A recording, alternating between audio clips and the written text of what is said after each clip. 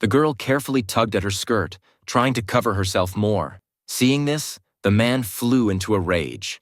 Just then, Jenny suddenly told the girl to pee on herself. Before the girl could react, the man roughly dragged her outside.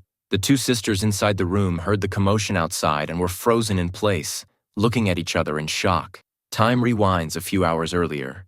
The three sisters called for a designated driver. As soon as a strange man got in the car, he immediately put on a mask, then took out a spray bottle from his pocket and sprayed it fiercely at the two unsuspecting people in the back seat. The two girls in the back hadn't figured out what was happening before they both passed out in their seats.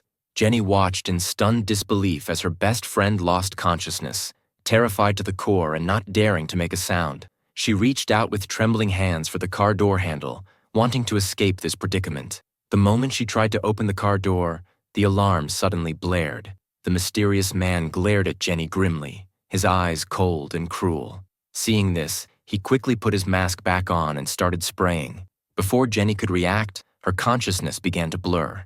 When she woke up again, she found herself and her sisters locked in an airtight room. At that moment, the iron door suddenly opened. The terrifying man strode in and, without a word, dragged Anna out. 10 seconds later, the man shoved Anna back into the room. He seemed very agitated, roaring as he slammed the heavy door shut. The loud bang was particularly piercing in the quiet space. The three girls trapped here racked their brains trying to escape with their lives. An hour later, they were observing the movement outside through the crack in the door. Suddenly, the voice of a strange woman caught their attention.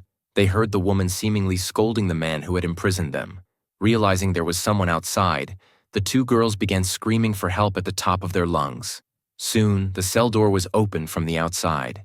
The moment they saw who it was, all three girls were stunned. The woman standing outside the door turned out to be the same man who had kidnapped them earlier. He seemed like a completely different person, gently reassuring the girls and promising not to let anyone hurt them. Hearing these words, the girls could hardly believe their ears, let alone believe everything in front of them.